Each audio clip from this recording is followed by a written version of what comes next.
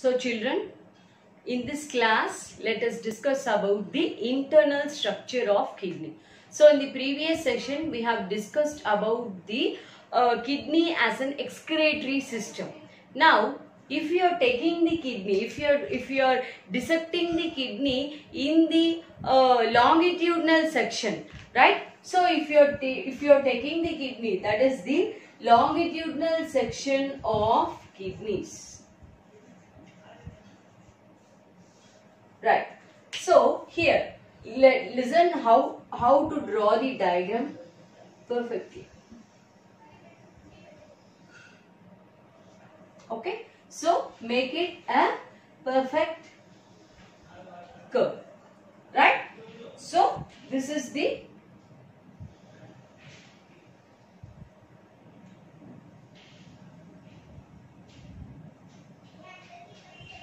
longitudinal section of kidneys. Okay. So after drawing this, you can divide these segments into 5 parts of equal distance. Okay. And draw a triangle.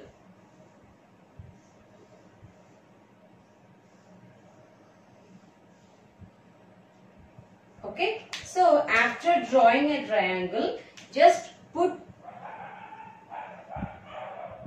a U shape around each triangle. Right? And next, join that U shape.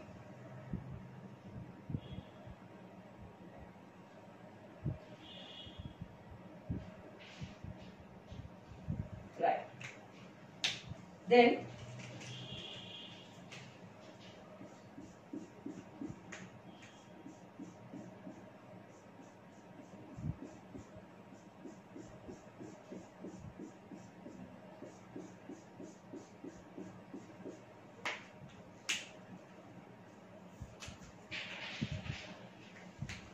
from this, let's draw the ureter.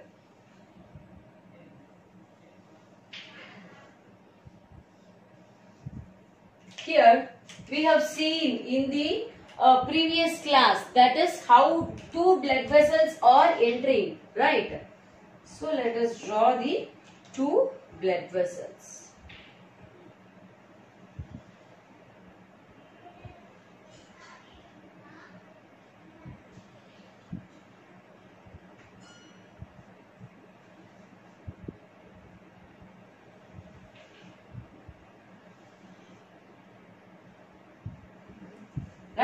So this is the internal structure of kidneys, right? So if we are marking the parts, so the outermost part, this part is called as the renal cortex. Okay, and the middle part, it is called as the renal medulla. Right, and the middle part where we have joined this gap, right? So this gap is called as renal pelvis. Right? And here we have seen 2 blood vessels. Okay. The first blood vessel is called as renal arteries. The second blood vessel is called as renal vein.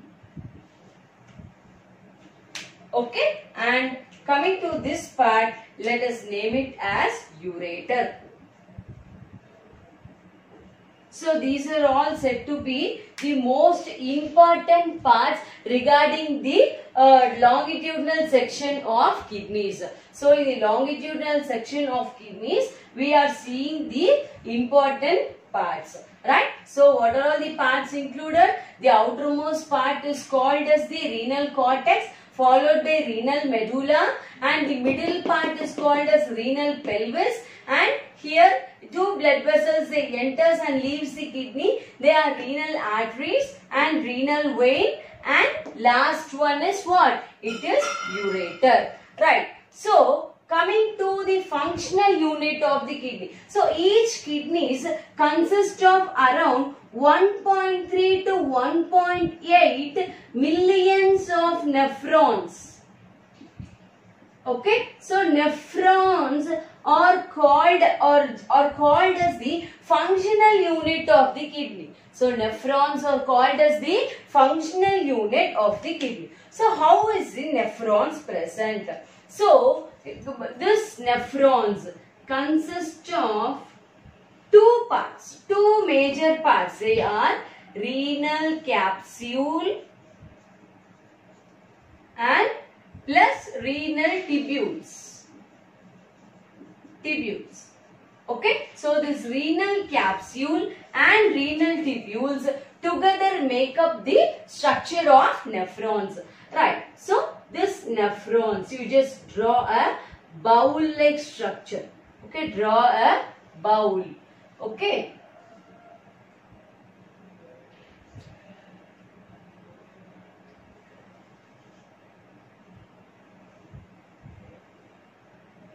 Okay, so this is the Bowman's capsule. So the cup-like structure which is present is called as the Bowman's capsule. Okay, a network of capillaries are present inside these Bowman's capsule. Network of capillaries are present inside the Bowman's capsule and it is called as glomerulus. Okay, so this Bowman's capsule and glomerulus, they together forms the Malpighian bodies. Okay, so the Bowman's capsule and glomerulus, they together form the Malpighian bodies. As here also we can see two blood vessels, they are entering and leaving the kidneys. This nephrons.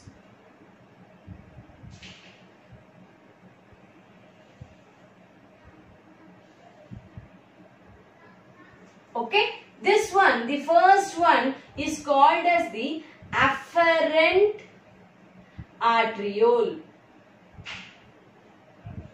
And the second one is called as the efferent arteriole. Okay, the diameter of the afferent arteriole is lesser than the efferent arteriole. Why? To exert pressure. Exert pressure inside the glomerulus. Okay, so to exert pressure inside the glomerulus, the diameter of the afferent arteriole is lesser than the efferent arteriole. So this is a 1 mark question. Why does the diameter of the afferent arteriole is lesser than the efferent arteriole? So the answer what you have to write is to exert pressure inside the glomerulus. So that is going to be your answer. Right. So after drawing this Bowman's capsule, you have to just draw a neck.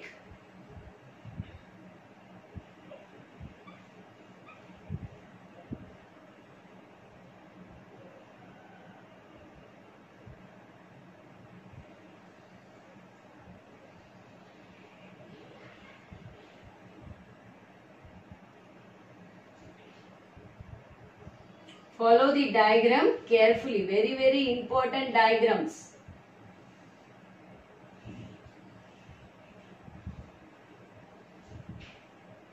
Right. So, here we have seen 3 different types of tubules. The first tubule, the first part of the tubule is called as the proximal convoluted tubule or first convoluted tubule. Okay, so proximal convoluted tubule or first convoluted tubule, and the long U-shaped tube is called as the Henle's loop. Okay, so the part of Henle's loop which extends from upward direction to the lower direction is called as the descending loop of Henle. Okay, so descending loop. So Henle's loop, the part of Henle's loop which is moving from up to down, it is called as a descending loop, and the loop which is moving from down to up is called as the ascending loop of Henle. Okay, it is the ascending loop of Henle. So this is the second tubule, and the third tubule which we are observing is called as a distal convoluted tubule or second convoluted tubule. Okay, so it is first convoluted tubule and this is the second convoluted tubule. And this convoluted tubules, they opens into a common duct called as the collecting duct, and this collecting duct, it opens into pelvis.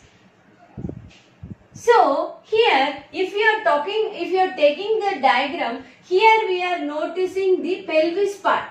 So obviously you should be clear that the Bowman's capsule are present in the anterior part or in the head part. So this part consists of the Bowman's capsule. Okay, in the periphery you are seeing the Bowman's capsule and all the tubules are present like this. So this is how the the nephrons are arranged in the kidneys. This is how the nephrons are arranged in the kidney. Like this, how many nephrons are present? 1.3 to 1.8 millions of nephrons are present, which is said to be the microscopic unit which is filtering out all the nitrogenous waste which is being present in the blood. So here, like this, all it opens into the pelvis.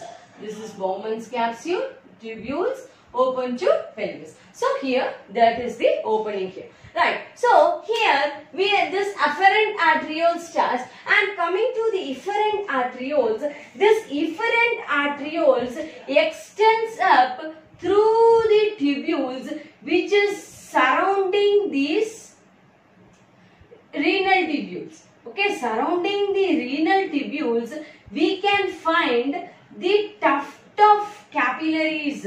Okay, the tuft of capillaries which is the extension of the efferent arterioles which is present throughout the renal tubules. Okay, it is completely surrounding the renal tubules, and those capillaries are called as the peritubular capillaries. Okay, so peritubular capillaries. So coming to the peritubular capillaries, they are the extension of the efferent arteriole which is connecting to all, which is surrounding all the tubules. And where does this end point? It terminates to veins. Okay, it is added to the veins. Okay, the extension of peritubular capillaries, it is getting added to the veins. So, hope you are clear with the longitudinal section of kidney as well as the structure of nephrons. These nephrons are also called as uriniferous tubules. So, in the next class, let us discuss about the mechanism of urine formation. Thank you.